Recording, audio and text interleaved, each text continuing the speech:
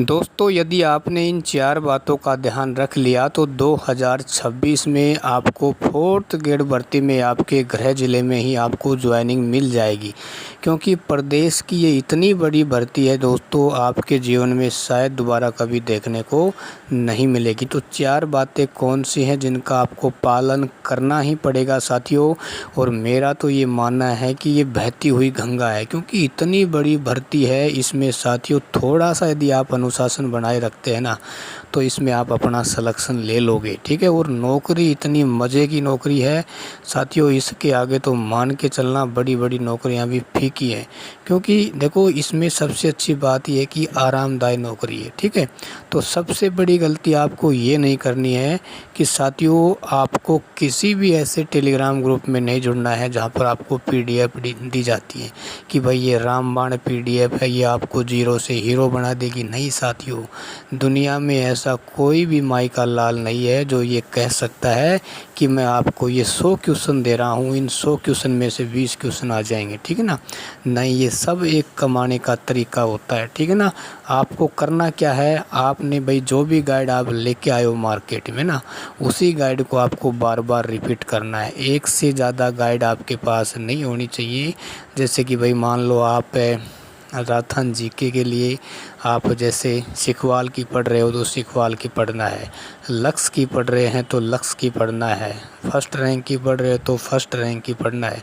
यानी आपके पास एक ही गाइड होनी चाहिए, ना कि एक से अधिक। क्योंकि आप किसी भी गाइड को उठा के देख लेना साथियों, उसमें से आपको 80-82% मैटर मिल जाता है, ठीक है ना। क्योंकि एक ही गाइड का आप 15 बार अध्ययन करोगे, उसको रिपीट करोगे ना, तो मैं कहता हूँ उस गाइड में से आप जो भी आपका पेपर में क्वेश्चन आएंगे उसको आप मिस नहीं कर पाओगे। यानी आप उसमें एक्सपर्ट बन जाओगे। जब आप एक ही टॉपिक को बार बार पढ़ोगे तो साथियों उस टॉपिक से बाहर भी कोई क्वेश्चन आ जाएगा ना, तब भी आप अपनी तर्क शक्ति से उस क्वेश्चन का आंसर है वो निकाल सकते हैं। लेकिन मान लो आपने 4-5 गाइड लेके बैठ गए राजस्थान जीके के लिए, तो भाई साहब एग्ज़ाम तक तो आप उन गाइडों का रिपीट भी नहीं कर पाओगे। और प्लस में साइकोलॉजिकल रूप से आप पर प्रेशर भी होगा कि मेरी तो अभी 3 गाइड और बची हुई हैं, उनका मैं अभी रिपीट भी नहीं कर पाया। इसके अलावा दोस्तों आपको ये गलती नहीं करनी है कि यदि आप लाइब्रेरी जा रहे हैं ना, तो लाइब्रेरी में आप अपनों दोस्तों के पास आपको अपना टाइम है वो वेस्ट नहीं करना है ना। देखो दोस्तों, समय है ना वो आपसे बाद में आपसे जवाब मांगेगा कि मैंने आपको समय दिया था और आपने मेरे समय की रिस्पेक्ट नहीं की, है ना।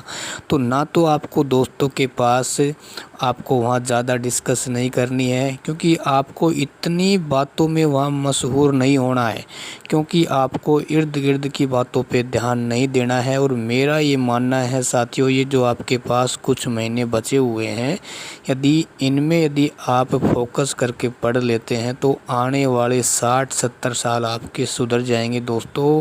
और आपकी आने वाली पीढ़ियाँ गर्व के साथ ये कहेंगी कि हमारे वंशज हैं वो सरकारी नौकरी में थे।